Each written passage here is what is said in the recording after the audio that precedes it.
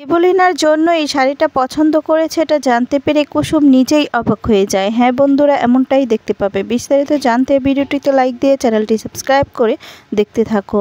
গল্পের শুরুতেই দেখা যাবে কুসুম শাড়িটা পরে কুসুমের মায়ের ছবির সামনে গিয়ে দাঁড়িয়ে দাঁড়িয়ে হাসতে থাকে। আর তখনই দেখা যাবে কুসুমের বাবা চলে আসে। বাবা এসে কুসুমকে একটা গয়না পরিয়ে দেয়। কুসুম তখন বলে, বাবা এই গয়নাটা কার? তুমি কার থেকে নিয়ে আসলে? তখন কুসুমের বাবা বলে, এটা তোর রে মা। কুসুম তখন বলে যে এত দামি গয়না আমার বাবা? তখন কুসুমের বাবা বলে যে হ্যাঁ রে মা, এটা তোর মায়ের আর আমার পক্ষ থেকে তোর জন্য উপহার। আমি আসলে একটু একটু করে সঞ্চয় করে তারপরে তোর জন্য এটা বানিয়ে রেখেছিলাম তোকে দিব বলে। তখন কুসুম বলে, বাবা তুমি আমার জন্য এত ভাবো? তখন কুসুমের বাবা বলে, হ্যাঁ রে মা, একটু পরেই তো পাত্রপক্ষ তোকে দেখতে আসবে। তাছাড়া তোকে না খুব পছন্দ হয়েছে, তাই একটু পরেই চলে আসবে। তোকে বিয়ে দিতে পারলেই, তোর মায়ের কাছে আমি চলে যেতে পারলেই শান্তি। তখন কুসুম বলে, বাবা তোমাকে এই কথাটা আমি কত দিন বারণ করেছি, তুমি কেন এই সমস্ত কথা বলছো? তখন কুসুমের বাবা বলে, আচ্ছা ঠিক আছে মা, আর কখনো বলবো না। এখন তো পাত্রপক্ষ এসে পড়বে রে, তুই যা, গিয়ে দেবী মায়ের কাছ থেকে আশীর্বাদ নিয়ে আয়। কুসুম তখন বলে, আচ্ছা ঠিক আছে বাবা। তারপর কুসুম দেখা যাবে শাড়িটা পরে সেই বাড়িতে চলে যায়। আর দীপালি তখন কুসুমকে শাড়িটা পরা দেখে বলতে থাকে, কুসুম তোকে তো খুব ভারী সুন্দর লাগছে, একটু পরেই তো পাত্রপক্ষ তোকে দেখতে আসবে, তোর না আজকে ছুটি, তুই কেন এসেছিস?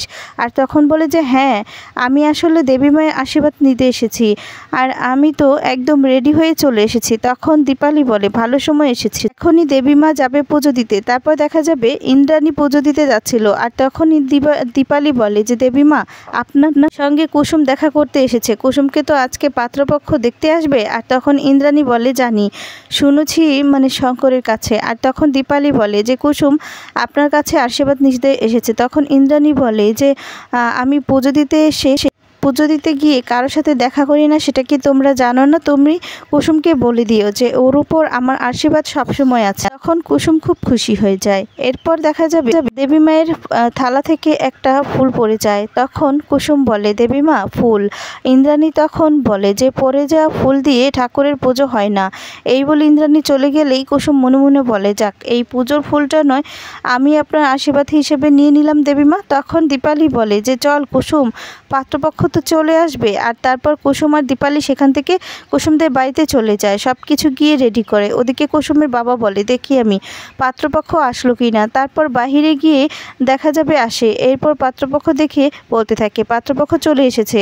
ওইদিকে দীপালি বলে যে কুসুম তোকে শাড়িটা পরে খুব সুন্দর লাগছে, আজকে তো পাত্রপক্ষ তোর দিকে চোখই ফিরাতে পারবে না। তারপর দেখা যাবে পাত্রপক্ষ ওরা লোক এসে ঘরের ভিতরে বসে পড়ে। আর তারপর বলতে থাকে, কই, যেই মেয়েকে আমরা দেখতে আসলাম সেই মেয়েটা কোথায়? আপনাদের মেয়ে তো শুনেছি মডেলিং করেছে। তখন কুসুমের বাবা বলে, না না, ওই আমার একবারই আমার মেয়ে স্টেজে উঠেছিল আর একবারই জিতেছে।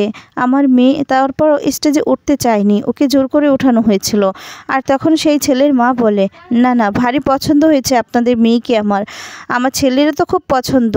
তখন দেখা যাবে বিজয় বলে, মা চুপ করো না। আর তখন কুসুমের বাবা বলে, আমার মেয়েকে নিয়ে আসছি। তখন কুসুমের বাবা ভিতরে যায়। দীপালি তখন বলে, এমা, কুসুমের হাতগুলো কি খালি থাকবে নাকি শঙ্কর দাদা? ওর চুড়ি কোথায়? তখন শঙ্কর বলে, চুড়ি তো আমি এনেছি, কিন্তু গাড়িতে রেখেই মনে চলে এসেছি। আর তারপর দেখা যাবে আয়ুষের হাতে সেই চুড়িগুলো। আর তখন বলে যে গাড়িতে ছিল, হয়তো বা শঙ্কর কাকা কুসুমের জন্য নিয়ে এসেছে। তখন দেখা যাবে বলে, আগে গিয়ে আমি এই চুড়িগুলো দিয়ে আসি। এই বলে চুড়িগুলো নিয়ে চলে যায়। তারপর দেখা যাবে এদিকে কুসুমকে নিয়ে পাত্রপক্ষর সামনে যায় কুসুমের বাবা আর বলে, আমাদের মেয়ে। তখন ছেলের মা বলে, ভারী মেয়ে মিষ্টি আপনার মেয়ে, ছবিতে যেমন দেখেছি তার থেকেও বাস্তবে আরও সুন্দর। তারপর দেখা যাবে কুসুম নাস্তা দিলে দীপালি তখন বলে, একটু নাস্তাটা মুখে দিন, কারণ এগুলো সব আমাদের মেয়ে নিজের হাতে বানিয়েছে। তখন তো ছেলের বাবা মা খুব খুশি হয়, আর খেয়ে তো আর খুশি হয়ে যায়। আর বলে, তোমাদের পক্ষ থেকে বিয়ে কনফার্ম না হলেও আমাদের পক্ষ থেকে কিন্তু বিয়েটা কনফার্ম। আর বলে, খাবারটা খুব ভালো হয়েছে। তারপর দেখা যাবে সেখানে আয়ুষ্মান চলে আসে, এসে বলে যে শঙ্কর কাকা। তখন শঙ্কর বলে যে, আয়ুষ বাবা এসো এসো, খুব ভালো সময় এসেছো।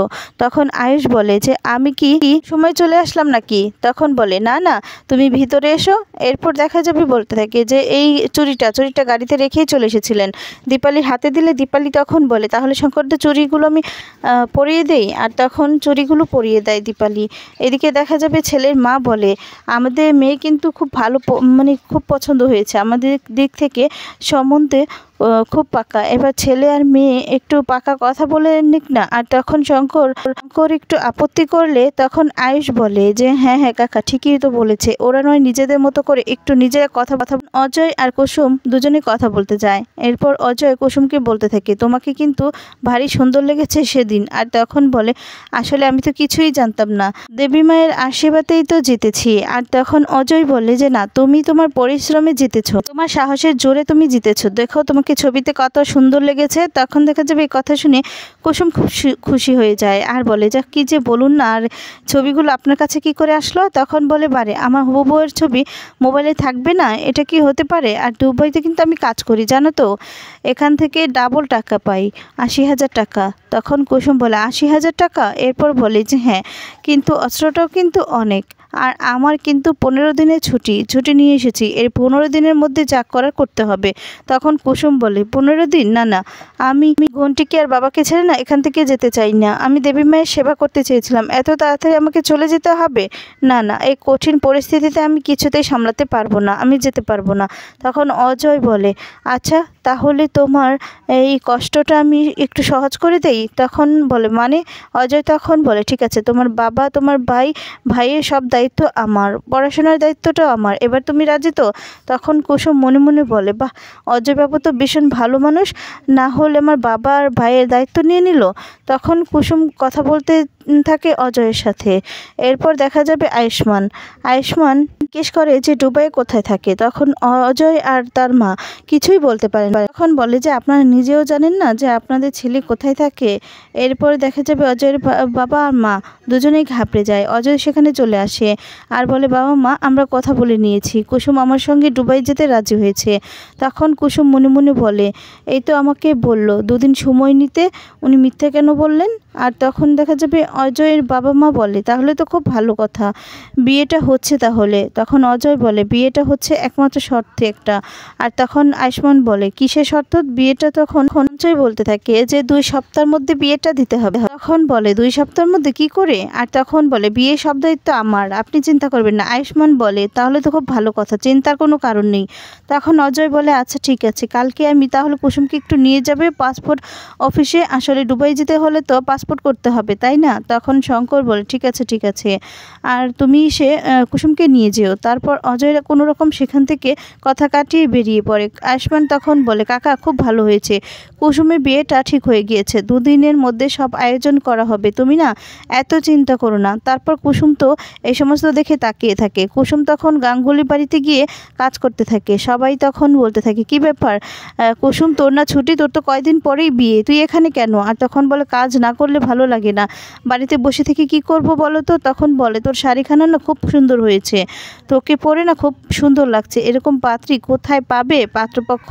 তখন কুসুম বলে, যা কি যে বলো না তোমরা। আর তখনই সবাই মিলে কাজ করতে থাকে। তখনই সেখানে মীনাক্ষী চলে আসে।